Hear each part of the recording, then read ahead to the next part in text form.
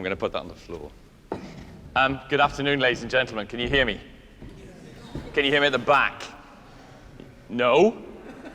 Do I need to go full Welsh on you then, do I? Ladies and gentlemen, it's really lovely to see so many people. When you're invited to do something like this, or even as we did with the lovely Steve over there, suggest that we would come and talk to you about the beauty of the music of Grieg, and particularly this piano concerto. I was expecting like 2 or 3 seats of benches of people, so we'd be like, hello, how are you, kind of this individual. But there's a lot of people at the back. But before I do anything else and talk about that, hello, hello. The lovely Simon Callaghan, ladies and gentlemen, our pianist for our concert on Saturday. Please give him a round of applause.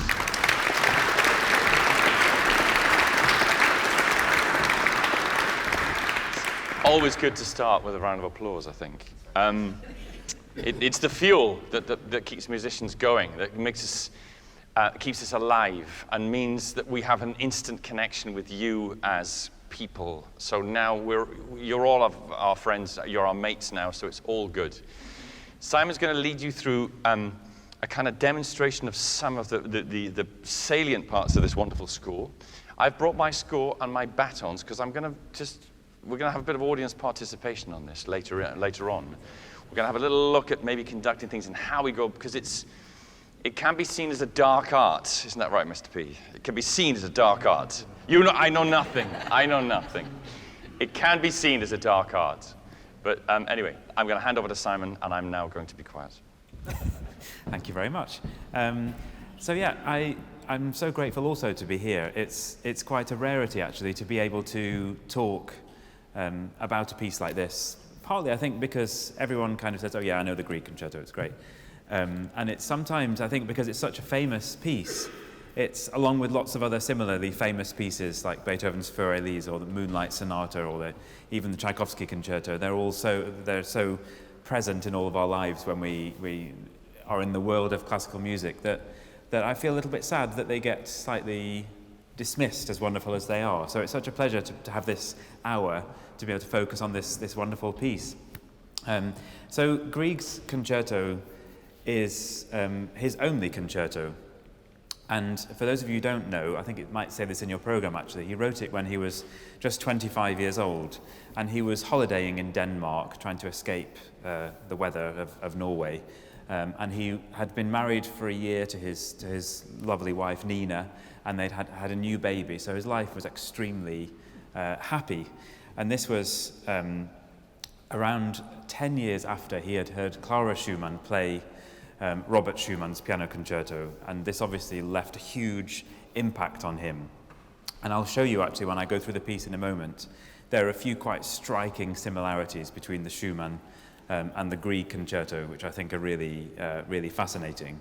He did, some of you might know, he did start to write a second piano concerto, which somebody many years later completed and recorded. But it's not quite the same, and it only exists in sketches. So really this A minor concerto is the only real deal that we have by Grieg. And it was an instant hit, particularly when Grieg visited Liszt in about 1870, I think. He gave Liszt the music, and the story goes that Liszt just sight-read the whole thing perfectly. I'm never quite sure whether some of these myths about Franz Liszt are true, or whether he or somebody near him made them up to create this image of an amazing virtuoso. But anyway, Liszt really liked the piece, and he suggested to Grieg, which seems to contradict what I just said, he suggested to Grieg quite a lot of changes that he could make in the concerto. And another fascinating thing I didn't know, honestly, until I started to think about what I might talk about today, was that Grieg made something like 300 small and larger revisions to the piece in about 30 years after writing it. So it was obviously, as well as being a huge success, it was obviously extremely important to him. And I think it's actually really the largest work he wrote, more or less, or the longest in terms of time. And so, yeah, it occupies a very special place in his output. So I think what I'd like to do is just go from the beginning and not play the whole thing, but just tell you a little bit about how the piece works, and also a little bit, hopefully, about, or to tell you about my enthusiasm for the piece, really. Because each time, I think on Saturday, it'll be something like the 9th or 10th time I've played this piece, and it would be easy to think, and it's easy sometimes when you go to concerts and see people play pieces that they've known for years, it would be easy to think that it could become kind of stale, but it really doesn't, and I think that's the sign of a truly good piece. So, at the beginning of the piece, is there anyone here who doesn't know how the Grieg concerto begins? Exactly. And so there are two interesting things about this. One of them is the fact that the famous timpani roll at the beginning, before this comes in, that very first bar was somewhere that Liszt suggested a change, which I'm really glad that Grieg later rejected. He had, as well as the timps, I think the trombones and possibly the horns, playing a low A. So you got this kind of boo, just random note for the lower brass, which Liszt, I think, thought would give it a little bit more oomph. But that was one of the changes, as I said, that Grieg said, no, I don't think that's a very good idea, but thanks anyway. And this is also one of the places where the Grieg and Schumann concertos are very different in their openings in a lot of ways, but they're also extremely similar. So the Schumann, for those of you who know it, just starts with a short note by the orchestra before the piano plays.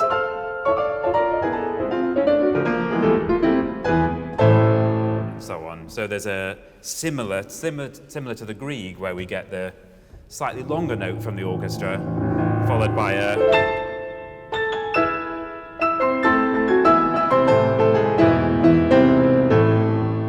so on. I feel like that must be Grieg saying, oh, that's a kind of cool way to start. Let's not go straight away with the first tune of the piece. Let's have a flourish right at the very beginning. I feel like that's where he's saying, yeah, that's a good idea, Robert. Let me try my own version of that. And then Grieg goes on to give us the first theme in the orchestra.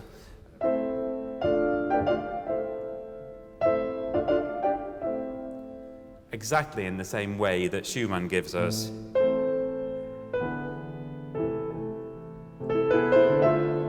so on. And then in exactly the same way, the piano takes over with that same theme. In the very same way that Schumann brings the piano in.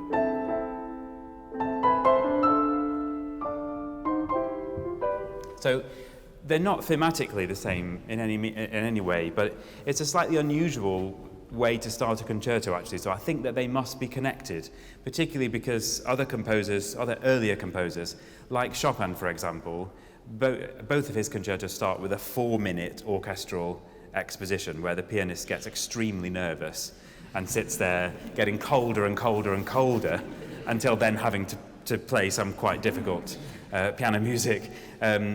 Both Grieg and Schumann, and I think, as I say, Grieg inspired by Schumann, go straight for it. And then, of course, Tchaikovsky later, about 15 years later, I think, starts in a kind of similar way. So we get by the orchestra, but the same way the piano is straight in with something to kind of limber up. So all these pieces are, I think, very interestingly connected, and it's nice to imagine how composers, as they went through time, listened and were inspired by those who came before.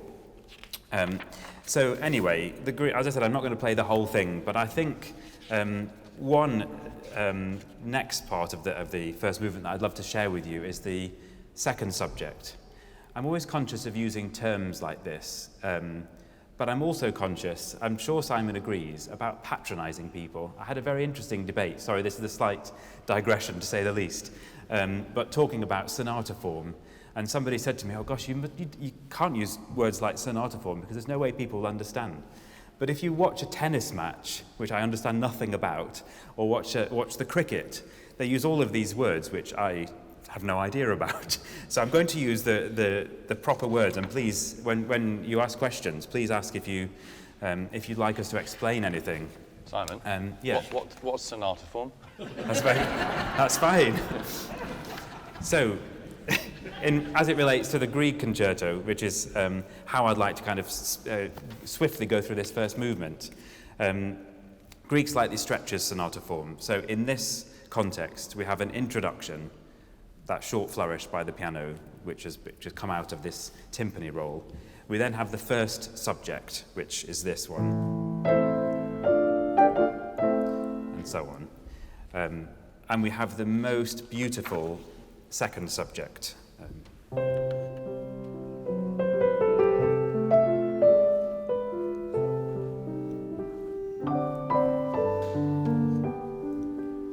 Which is, so beautiful. And so those two subjects comprise the exposition, or the first section of this sonata form movement. We then have a middle section where Grieg throws these beautiful melodies, particularly the first subject melody.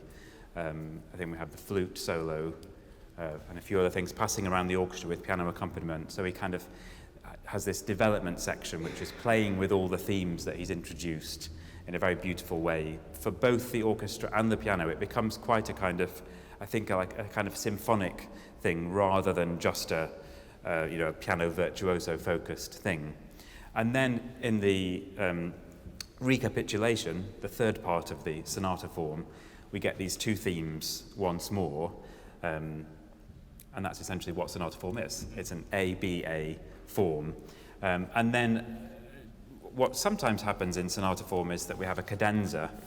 I'm probably not going to play all of the cadenza for you unless we have time, but this is the one moment where, just at the end of the movement, Grieg gives the pianist the chance of about 5 minutes to show off, again, playing with all of these different themes, showing off the piano, showing off their own skills, and kind of creating a big showy climax to the movement. And then we have a short coda, and it's all done. So we were talking about this in our rehearsal last night, actually, that although Grieg's music, and a lot of romantic music, can seem kind of complicated or over-detailed in lots of ways. This piece, I think one of its qualities is that it's actually extremely simple in its structure, and when you break down what Grieg has done, he's just done something very simple extremely well. And the same applies also to the second movement. I think, first of all, the second movement is a really interesting choice of key, because the first movement, as the whole piece actually, has A minor.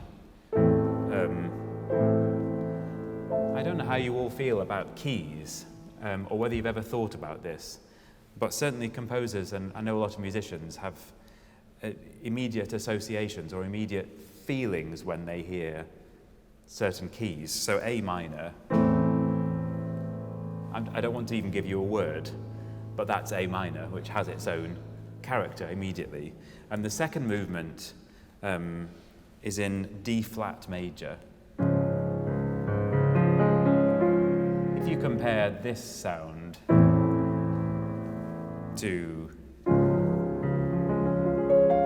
there's immediately for me anyway, and I think particularly in this piece, there's a warmth which immediately kind of wraps around all of us, and we get a beautiful cello solo, a beautiful horn solo, parts for the strings which are so incredibly rich and so in direct contrast with this big cadenza that you've just heard in the first movement, which has been fiery and virtuosic and quite almost violent in places. So he brings the audience and all the musicians into this kind of rest state.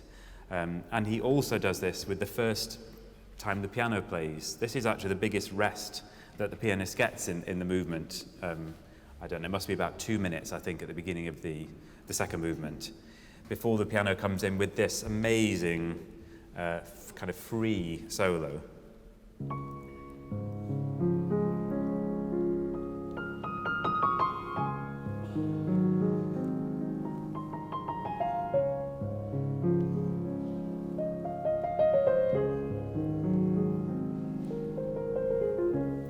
And again, this has two selling points, if you like, for me.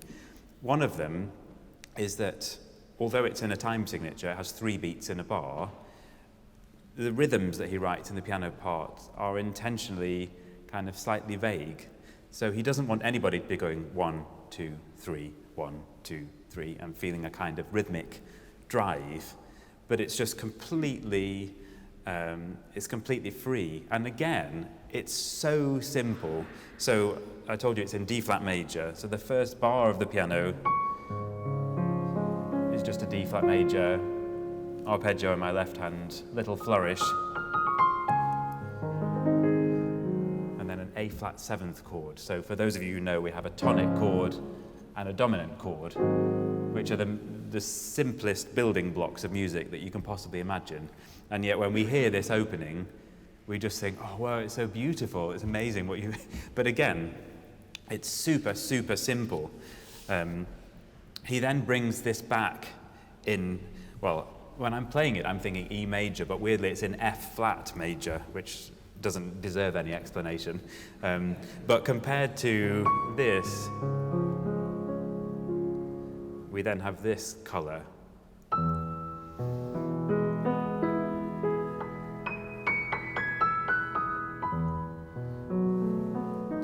Which again just is very simple and almost childlike in its construction, but just shifts us just enough to really experience this just exquisite kind of colour change.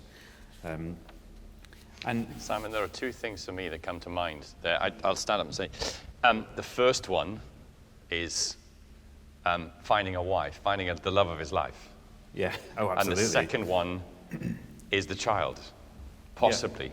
So if you see them in those things, so think about the euphoria that you had on that day when you were stood in here and you said, yes, I do.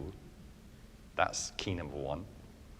Key number two is when you were in that delivery suite, if you're allowed in those days to be in that delivery suite, and the joy of that first child arriving. And that's kind of could be that's what I hear.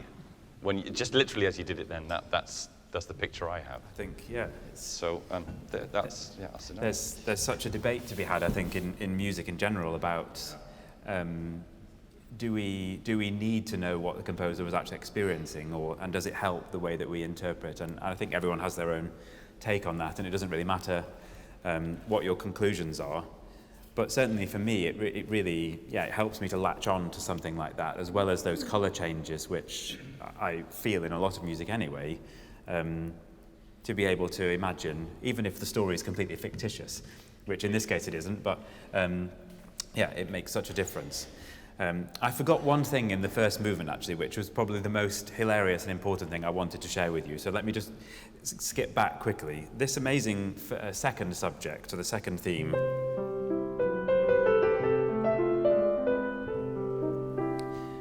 those of you who know the piece will know that before the piano plays it, the theme is introduced by the cellos. So an octave lower, I guess. And it's the kind of richest, most expressive, kind of juicy theme. And when Grieg went to visit Liszt, I just can't imagine why he did this, but Liszt is reported to have said, the cellos are fine, but I think that theme will be so much better introduced by a solo trumpet. So, I don't think that needs any further, but suffice it to say again that Grieg at first said, okay, Franz, I think that's a great idea. And there is a score of the Grieg concerto, and there's one recording which you can find, certainly you can find it on YouTube, of that so-called original version with Liszt's stupid alteration. It does really sound silly. I'd recommend any of you to just go to YouTube, even if you don't listen to the rest of the recording, go to about 3 minutes into the first movement and hear a solo trumpet an octave higher than the cellos normally play it. And it doesn't matter how beautiful the trumpet is, that is a cello theme. And I don't think it's just because we're all so used to hearing it on the cello. I think it just makes much more sense. And Grieg needed to just have more confidence and know that while Liszt was a good composer, he had already made the right decision. So just a quick journey through the third movement before we move on to the next part of our session. This is inspired by a Halling dance. I have to say, I don't know enough really about Norwegian dances, but this is the first part of the piece, I think, which is directly inspired. It's not quoting any particular dance, but Norwegian music scholars have said that this is the kind of most Norwegian part of the piece. And the dance is this.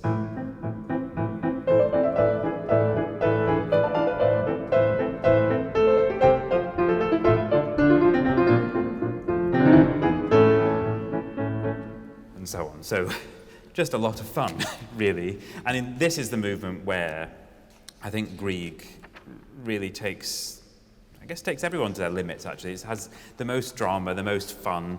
There are lots of difficult kind of virtuosic scale runs in the piano. Maybe we'll talk later about how we might rehearse and put this together in a performance. It can be the most difficult movement in terms of that side of things. There are a number of cadenzas or solo piano sections where I think Grieg is again inspired by Schumann, inspired by all the kind of virtuosic piano writers, Liszt maybe. And again, it has a beautiful central section with a slow theme. So in the first movement we had this one.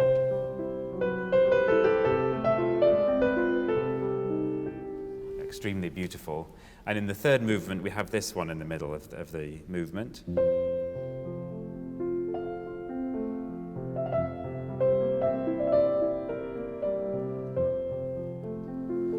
And again, this didn't come to me until recently. We have, I mentioned earlier, these musical building blocks of the tonic and dominant chord. It's the same thing again, tonic chord here, and then a dominant chord here, and then the tonic again. Super simple, but this time, unlike in the first movement, Grieg kind of steps things up one notch, because after that first part of this beautiful theme, he really starts to experiment with the harmonies. See what you think of this.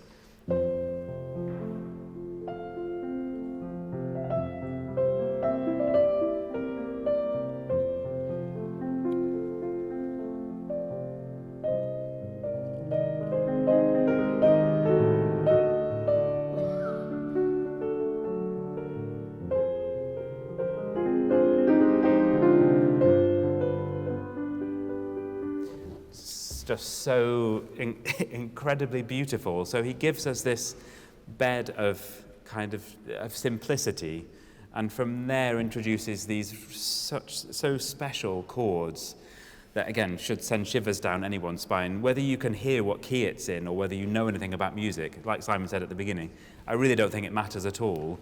You probably, you may or may not know why those chords do something to you, but this is something I love about playing this piece, is that he balances that simple side with then deciding, okay, now I'm going to do something a little bit crunchier, and it goes straight to to your soul.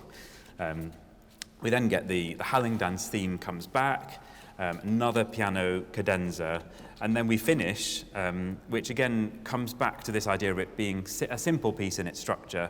This happened with a lot of romantic and classical concertos. It began in A minor and finishes in A major with a kind of variation of the dance.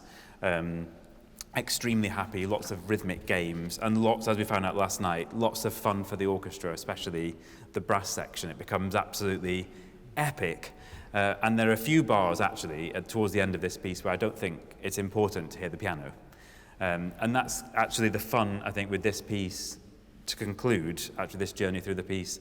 I think one of the big selling points of the Grieg for me is that it's kind of about the piano a lot of the time, but it's also not. It gives so much for everyone in the orchestra to do.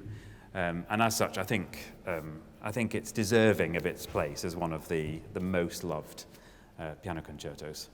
I'm going to stop that part there because cool. I'm aware that I could talk all day about this piece. Mm-hmm. Well, we're going to talk some more about it now. Yes, go for it. Ladies and gentlemen, you've been sat there very patiently now for about 25 minutes. What I'd like you to do is, from where you're actually sat, shuffle your feet on the floor, up and down. All right. Now, Simon, if you could take the piano, yes. Shuffle very quietly, and then as I raise this hand, get louder. Watch. Go. One, and then stop with me. There. Can you be a little bit more enthusiastic? You are a timpani at the end of the day. One more time. All right? Goes like this. I start you off. Keep coming. Bit more. There, and then you stop and you let him go, right? So that's how the beginning kind of happens. Simon and I have spoken very loosely about what we're going to do today because I wanted to hear what he said first and then react very much to that. Who's feeling brave? Come and take a stick if you're feeling brave. Anybody will do. Come and grab a stick. Come on. How about somebody from my Greek chorus? This is the Greek chorus, if anybody is interested. Anybody there? Fancy just taking a stick? Come along. Madam, this is going to be your greatest chance to conduct the people of Howden in the opening bar. No, come. In the opening bars of this concerto, right? So you're now going to direct them. You jump up. Let me say, fun. Like that. There, look at that. How charming was that? Right. So you face them. Are you left-handed or right-handed? Right. Okay, this is good. Right-handed is good because then it means I can just do this. Right. So basically, hold that stick down It's all good. and use this hand now. So you're going to start them with that hand, and then you're going to go out to the left, up to the top, and then down, and then they're going to stop. We'll just have a practice with them first, Simon. Hold on. Go for it. Yeah. Goes like this. Ready? So we start. Go. Then raise your hand. Keep raising, because they're still not loud enough. Come on! Now go 3, 4, bang! And then they'll stop, all right? But the 3, 4 has to be quite quick, all right? What? You try on your own. Go. They're not watching. If they're not watching, just give them a stare, all right? Paddington style. Yes, very good. Go. Then out and up. Brilliant. Brilliant. What's your name? Rachel. Ladies and gentlemen, this is Rachel. Give Rachel a really big round of applause. Thank you, Rachel. Thank you, Rachel. So in this hand, because I mean, when we're talking about conducting, we talk about the left and the right. If you're right-handed, this is tempo. Right? 1, 2, 3, 4. 1, 2, 3, 4. 1, 2, 3. 1, 2. 1, 2, 3, 4, 5. And then it starts to get complicated. 1, 2, 3, 4, 5, 6, and 1, 2, 3, 4, 5, 6, 7, 8, or 1, 2, 1, 2, then it gets complicated. But this has to happen all on its own. It's this bit and this bit that's important. Those are the things. So when we were talking about this lovely piece, this really is a piece of music for piano and orchestra, even though it's dubbed a piano concerto. There are so many things I want to say about this, and I'm not going to spend much more than about 5 or 10 minutes. But the progression we have from, say, Mozart through to Beethoven, through to Brahms even, with his concertos, what we've got is we've had there's this, for me, a real progression to getting the piano in earlier, rather than having the piano sit for ages. So if you think about the Beethoven concertos, the piano sits for quite a while and doesn't do a great deal. Chopin, the same, right? And I could do without that because I've got to be honest, Chopin's orchestral writing is pretty dull, right? We all want the piano. So all the people in the audience are wanting the piano, but they have to sit there listening to this diatribe from the orchestra first. But we get the diatribe from the orchestra, which is usually some of the nicest music in these concerti, and then we end up with going cha, cha, cha, while the piano does all sorts of weird and wonderful things. And especially when we're talking about pianist composers. Chopin, Liszt are two to name but two. Interesting that this legend of Liszt being able just to sight read it and then coming up with all these wacky ideas. My mind raced on the trumpet thing. Did he suggest vibrato or not? I don't know. That would be the first thing. But also that little chord structure you played in the last movement, which was where the harmony changes so incredibly. That's very Germanic, because that's where music in Germany was heading. It was heading to having harmony on every single crotchet, every single quaver, and then every single semiquaver. And then Schoenberg said, enough! We will not do this anymore. There are 12 notes, you know the thing. But that kind of happened. Also, I think, if we think about the slow movement of Beethoven's Fifth Concerto, we think about the slow movement of Grieg's concerto, and we think about the slow movement of Shostakovich's second concerto, they all have this beautiful string introduction to have a piano go pa-ting. Don't they? They do. And I think I think people like that idea.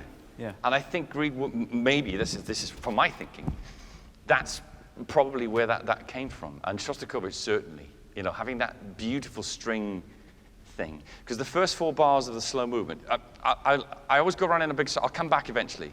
You just have to let me go like a boomerang. And eventually, because it'll be tangent after tangent after tangent. Because my mind is racing and I'm trying to stop it. The first 4 bars in the strings are in a really nice, solid D flat major, as you said, all right? Yeah. But then the next 4 bars are really sad, much sadder. Can you play me those 2 chords, the D flat and the... And so you go from A minor to D flat. Just play... A minor to D flat, yeah. And then to D flat. What happens if we do those? Can you just stop the sound, clear your ears? Just do that the other way around.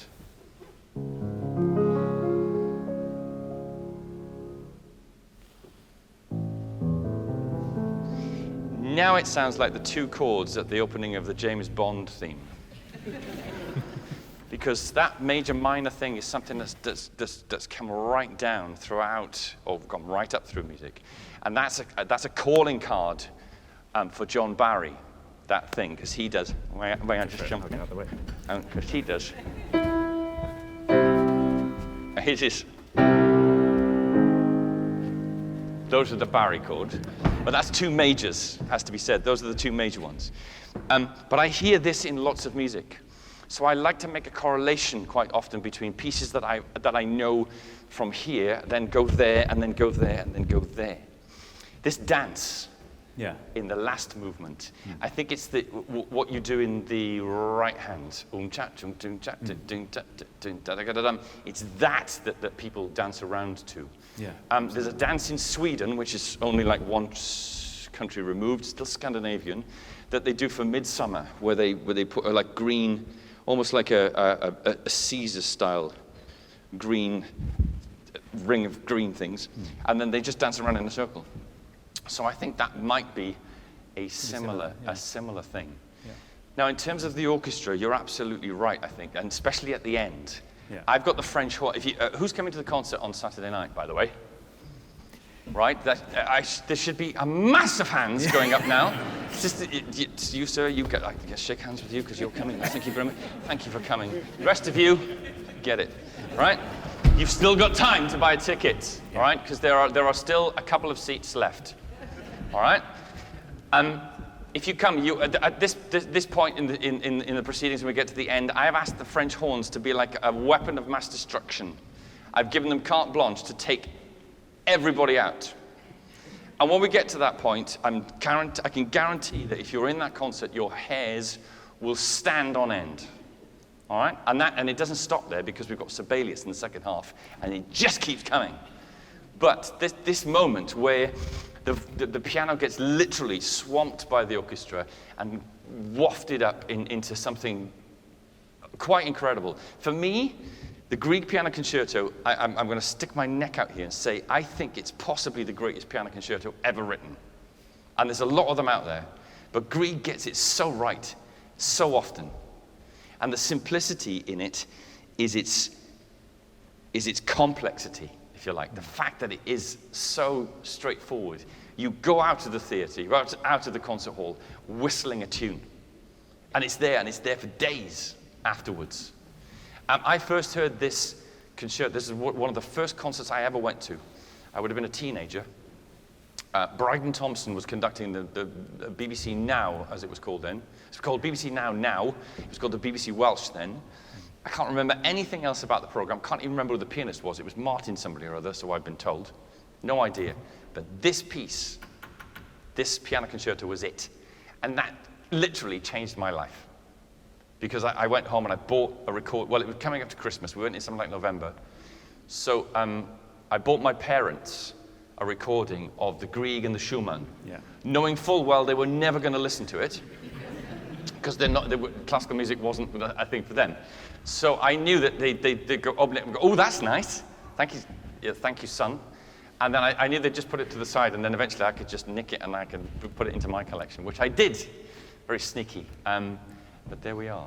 I think we should progress we should head towards Q&A, or is there anything else that I can... No, I think that's... there's anything else I can say. Was there anything else that, as you were talking about it, that I thought, why don't we discuss that? This list thing is bothering me somewhat. The fact that somebody would have the temerity to make those suggestions. I'm so glad that Grieg chose not to take the beginning one and the trumpet one and a lot of the others. So many, yeah. Yeah. And I forgot to say also Percy Grainger. There's a fascinating, I don't know if you all know of Percy Grainger, Australian pianist, who was a friend of Grieg's and really loved the piece. There's a whole edition of the Grieg concerto where he has, is kind of fascinating because he's marked in lots of little things that Grieg told him and fingerings that he recommended and that kind of thing. But he's also written alternatives to lots of the piano part, making it sometimes even more virtuosic, or saying, I'd put an extra octave there, or maybe fill out that chord a little bit. It's again not as good as the original, but everybody seemed to want their little piece of this music. I think what you've said there ultimately encapsulates for me why this concerto is so great. Is because it's not, and never was conceived as a virtuoso thing. Other people, it was to show off what they could do, predominantly. So Chopin, it was about what he could do as a pianist. With Liszt, it was about what he could do as a pianist. Rachmaninoff, the same, what he could do as a pianist, and not thinking about what music do I want to write, what I want to say, and the fact that 25 years old, everything was good, family, wife, career was happening. A couple of things I wanted to tell you about Grieg. Grieg was so well loved by Norwegians that, I don't know whether you know this, but if you do, forgive me for repeating it, but when he died, he was buried in Bergen, in the city that he spent most of his working life in and was his hometown. There were between 30 and 40,000 mourners who came to his funeral. It was like a state funeral, which I think is just, it shows the measure of a person who writes music that means something to people. Not that is, Grieg's not the kind of music you go to and because it's a thing that improves you intellectually. What Grieg does is he speaks to your heart, he speaks to your soul, and he moves that. And for me, a composer who can do that is worth his weight in gold, or her weight in gold, in to that token. Yeah. Brilliant. I'm sure there's some things I could have said and should have said, but should we take some questions from you lovely people? Because we felt one here already. Yeah. Just give us a second. Yeah, we had because we have the lovely Phil and we have the lovely Ian. Ian's coming down with a microphone for you. We have a lady here. We have a lady with a beautiful coat. Come this way, Ian. She's this lady here with a beautiful coat. I said beautiful coat because my wife's got one quite similar. All right. Mine is simply, can we just hear you play and let the music speak for itself as well? Definitely. Another what, sorry? Let the music speak for itself. Oh, yes. Yeah. Very good. We'll certainly do that. How about we send them off with a large section of it when we get to the end? That, sure. Yeah. Questions about the piece or about... Right, here we go. Mrs. Wilson. Are the cadenzas annotated, or do they give the soloist freedom? There's no... it's an interesting question, actually. I mean, they are completely written out. I don't know with Grieg whether he would appreciate pianists. But having said that, Percy Grainger himself did go further with some of the cadenzas, but no, in this case, they're all notated. Having said that, most of them are notated with kind of small, non-defined rhythmic notes. So there's a lot of freedom, particularly in the rhythm. And in the first movement cadenza, there's a big section of it that doesn't have any bar lines. It's just kind of lots of pauses every now and again. So there's a lot of kind of personal taste that you can put onto it. But no, I don't know if anyone has ever written their own cadenza for the Grieg concerto. I've never heard because that happened it. a lot with Mozart's concertos, of course. But no, this is completely prescribed. Good question, Mrs. W. Good question. Couple over. Yeah, the mic's on its way. Absolutely. Hello. Could you just tell us a little bit about the rehearsal process? You know, when do you, Simon, join the orchestra, and how do you prepare the orchestra? Yeah. On a normal day, in a professional situation, I'd probably see him on the day. Yeah. That would be the thing. So we'd literally put a concerto together, and if I've done it and he's done it and we've done it before, then that's relatively easy. At times, that can be some of the most stressful for both the soloist and for the orchestra. So we met for the first time, Simon and I met for the first time in person last night, having not met before. And because we are off the same page, I would say, straight away, right from the very off, from the first notes that we played.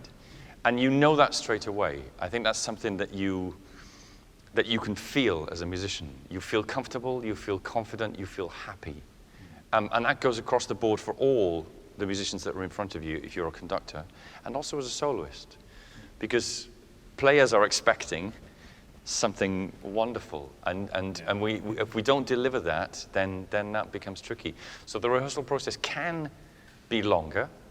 I have a number of orchestras that I work with outside the UK, and in Europe, I'm the former chief conductor of the State Chamber Orchestra of Slovakia. And when I first went to work with the orchestra in one of their concerts that wasn't I met them touring on something else. But the first concert we did, we had 4 days of rehearsal, and I was done by 1 o'clock on day one, because that was the British way of doing things. So I had to go home, look at my scores, and come up with other things that I think that I ought to say to these lovely musicians. And also, around the world, we have different kind of skills and talents. So some people like to have the music seep in over 2 or 3 days or 4 days. Others, like in the UK, because that's the way we work, it's straight up and down. But I think that's kind of where it is from the orchestral point of view. But from the pianist's point of view, what do you like? What do you prefer? I don't know. I think another good thing about this piece is actually that it's not so difficult to fit together. If everyone is doing playing the music in a way that makes sense, there's no kind of having to do things over and over again because it doesn't quite work. That doesn't really happen with some of the concertos, like Saint-Saëns 2, for example, and also Rachmaninoff 3. Rachmaninoff 3, yeah. Which I'm playing in a few weeks' time. 4 is just, if you've got a conductor who doesn't know what they're doing in Rachmaninoff 4, then you're in trouble. Well, yeah. People have told me that that's the case. At the other end of the spectrum, you just reminded me of this. I had tickets to see the Ravel Piano Concerto played by Marta Argerich with the Royal Philharmonic Orchestra, I think, in London at the Royal Albert Hall a few years ago. And I was shocked because I came into Waterloo Station, I can't remember where I was, on my way to the Royal Albert Hall about 6:30, and the concert was at 7:30, and I saw Marta Argerich in boots. And I thought, this is really weird, because the concert's in an hour in the Royal Albert Hall, and have I got the wrong day? But anyway, I didn't have the wrong day, so I went to the concert, and I had a friend who was playing the double basses in the orchestra, so I said, you know, what happened? Was 𝐄𝐻𝐸 late, or what? And he said, no, it's just that she'd played it so much, and the conductor knew it so well, that she just came from home in Brussels to the concert. And I thought, okay, that's another level of being relaxed about your playing, but that also happens. So that's I'm not entirely sure about that. No, I'd be a little bit on edge. I have a friend who lives in Paris, 𝐄𝐻𝐸𝐿𝐵𝐿, who's a really fine soloist. Would have won the Chopin piano competition, but for the fact that Emmanuel Ax turned up for the competition. So Emmanuel Ax was the winner, and 𝐄𝐻𝐸𝐿 was second. But 𝐄𝐻𝐸𝐿 was called to, he lives in Paris, so scoot across to Berlin for a concert in the evening. He was called kind of late morning, so you can kind of get there if you get your skates on by late afternoon. Gergiev was conducting and refused to do any rehearsal with him. Nice. Not, thing. And he said it was a Chopin concerto, and he knew it very well. But he said it was one of the scariest evenings of his life because nothing was done with the. So sometimes circumstance can make things tricky for us, and you can't go to a platform and get the audience there and say, can you just give us 20 minutes or something? Because we've just got to work on this bit here. As much as you probably like to do that, it's something I think perhaps with the orchestra with a whole philharmonic. It's a thing we might consider as a future thing where you could come and see what we do, you know, because and sit up at the where you can see our faces and grimacing and all the stuff you don't see, because what you see is this and it looks amazing, but what might be happening is no. Where's Rachel gone? See, Rachel, that was the face. All right. Does that answer your question? Somebody else. There's another gentleman over here. One. Where are you looking? Yes, there. Gentleman in them. Yes. Oh, they can't hear me. Oh, shall I? What can I do with that? If I put it a little higher up, Steve, would that be better there? Is that better? If I turn to it, I'll do that. I feel like I'm a spy now. Yes, we have a gentleman here. Phil, do you want to come and grab this chap here? Phil's heading in. He's got his microphone. He's flicking the switch. Just keep coming. Distinguished gentleman here. Thank you. I just wanted to explore a little more. What you were saying about how you work together was quite interesting. But in terms of interpretation of the piece, in a piece like this, do you as the conductor just follow the pianist, or to what extent how does that work between you to actually interpret the piece? That's a good question. How did you feel? I'm going to throw this one at you. Yeah. How did you feel last night? Because obviously we've conversed about it. Yeah. We didn't have time for me to hear what Simon wanted to do. We literally sat down and played through the first movement. Yeah. And then the second, and then the third. How did you feel? I just think I think the whole notion actually of a soloist is a bit of a rubbish one, because I'm not the soloist in the Grieg Piano Concerto, because there isn't really a soloist. I mean, if there is a soloist, there's also a horn soloist and a flute soloist and a cello soloist. Yeah. And I just think, for me, maybe it's probably not speaking for all conductors and soloists, but I just think the whole experience is so much more interesting if no one is imposing themselves. I mean, maybe if you just come into a concert playing the Chopin Piano Concerto, you probably need to be super secure about just doing what you do and telling everyone that that's how it goes. But I think in this kind of experience, I really like the idea of being able to look up, which is why I quite like playing concertos from memory, and actually, communicate, not necessarily say to Simon, can we go a bit slower there, but actually just do something which doesn't make him go slower, but is a kind of a joint interpretative process. Like the third movement when we played it yesterday began slightly faster than I wanted to, and then I went with it and thought, actually, this is quite fun. So I think I'd much rather be like that than say, oh no, stop, it's actually crotchet equals 84. Can you just, because then it becomes really dead. But I do know and actually I've been to concerts where, particularly with pianists, because I know the pieces and I feel like I can identify with what's going through their minds, when pianists just don't look up. And maybe they're communicating through the music, but there is this arrogance of, well, you just have to follow me, that I find just goes against the whole notion of making music with people. And if you're that kind of person, I think you should probably just do actual solo concerts, because it's just so rewarding, I think, this communication. Ladies and gentlemen, close your eyes for me. All right? Now, click your fingers in time with me without looking at me.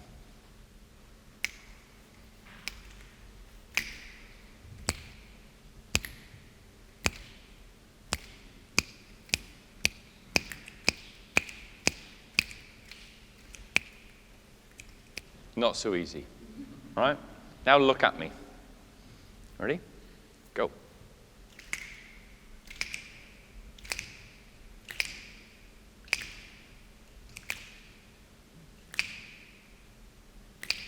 So I can do anything I want now because you're looking and you're engaging, or we can do anything we want because we're looking and we're engaging. And that's just a simple thing of how we would do that.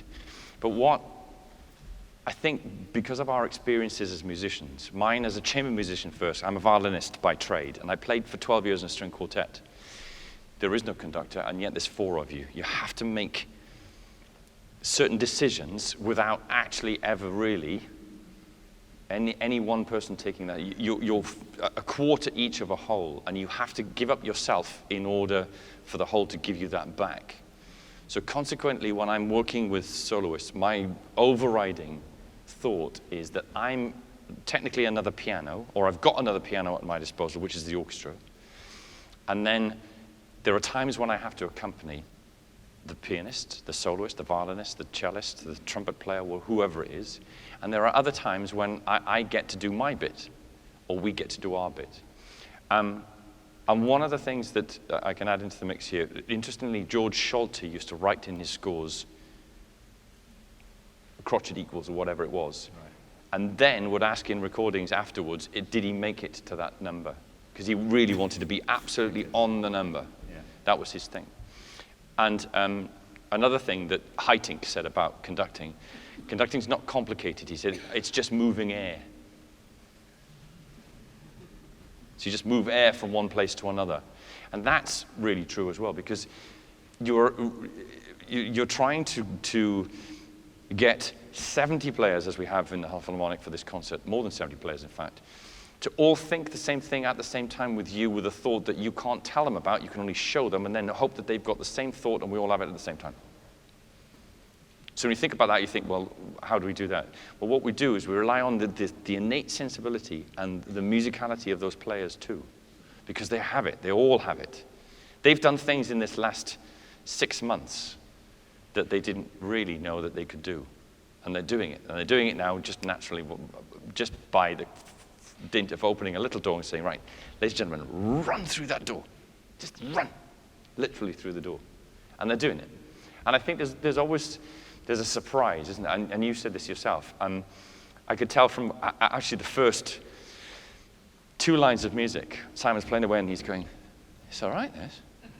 It's all right, this is a good sound. I can work with this.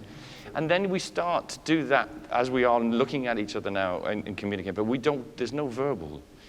And I can see, I feel where his body's going, where his movements are going, and also his music, he's taking the music in a direction. And we can all feel that. That's what makes us love the music that we do, because that music moves us in the direction that we want to be moved in. So some of you here might really like 𝐂𝐈𝐿𝐴 on this side, and on this side we go, ooh, not sure about him.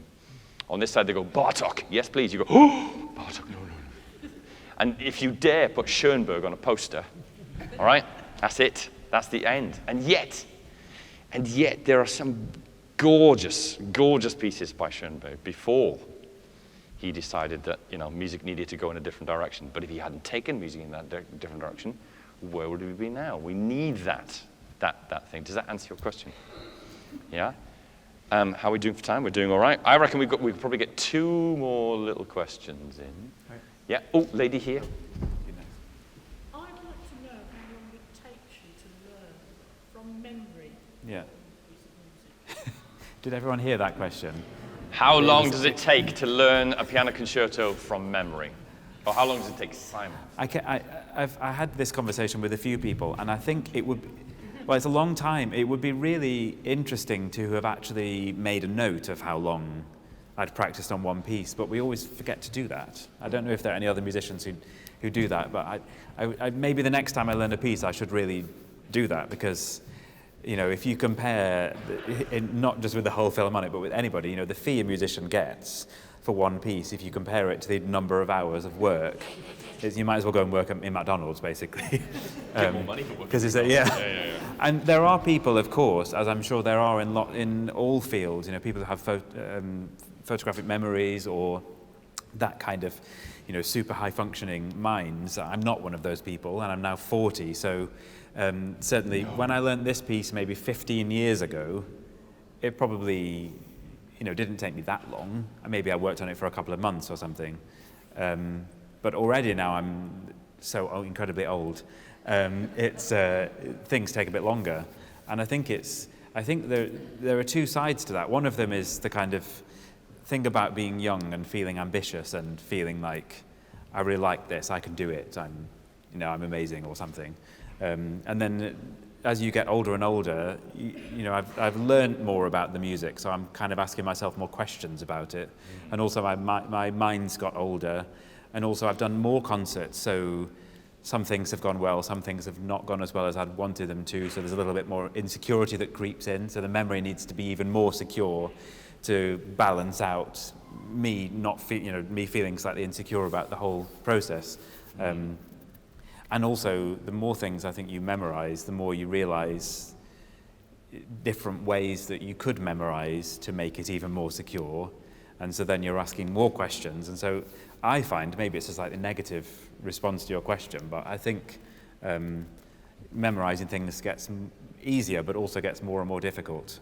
Like recently in January, I played Brahms' Second Concerto for the first time, partly because I was asked to do it, and I thought, well, I am now 40, so if I don't do it now, I'm probably, I know I'm being miserable about my age, but you know, it's kind of, but it's true. If I was 50 or 60 wanting to play Brahms 2 for the first time, you know, all of our minds, I think, slow down as we get older. So I learnt this piece, and I learnt it in a completely different way, with so much more sitting away from the piano, analysing the music, taking it apart, you know, working out how the whole thing fits together, and testing my memory in different ways and recording myself in a way that when I learnt the Grieg concerto, I hadn't really learnt all of that stuff. So I was just, as I said, I was just young and played it through quite a lot and then memorised it. But I think I would challenge any musician to really say that they could learn and memorise a concerto in anything less than a month. I mean, there are people who say, oh, well, I was asked to do Rack 3 and I only had 8 days to the concert, but, you know, I just had to do it, and whatever. You know, I just think, really? Yeah, you know? It's not there a are pony, these stories. it's not a pony contest, is it, in that sense? No, exactly. And that's what it ends up being. Yeah. For me, it's the complete reverse. So when I was playing the violin, to stand here and play a concerto from memory would have scared the living daylights out of me. It is scary. All right? Completely. And yet, I can come to a podium and conduct a symphony completely out of my head. And that's not to boast, that's just, when you find what it is that you can do and how you can do it, there's something about hearing all of those notes all in it, because as a violinist, I'm only playing a single line, unless I'm doing a little double stopping, which you can do. So, you know, 3-4 notes at a time. And even that is a little bit, it's nebulous. But when it comes to having all of those sounds, and so I have them mapped out, I guess. I have the orchestra mapped out in a way. The only time that becomes a struggle is when in some countries they set the orchestra up differently. So the first time I conducted in Russia, I was conducting Tchaikovsky, which was scary enough anyway on a stage. And the Nutcracker, and I went for the first horn entry and went, boom. No, they're over there. Well, the thought was there. All the brass sit in one place in Russia. They all sit like, and it makes some of Russian repertoire really more straightforward. Right. So, do you know the Festival Overture by Shostakovich?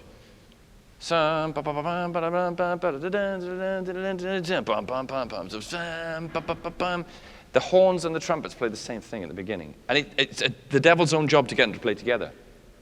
It's not a problem in Russia because they're all sat together. So they play like a little mini brass band. So there is a logic to it, but that's slightly different for me as a musician. And of all the years, I played quartets, as I said, for 12 years. We often thought about doing something from memory, but never really did it.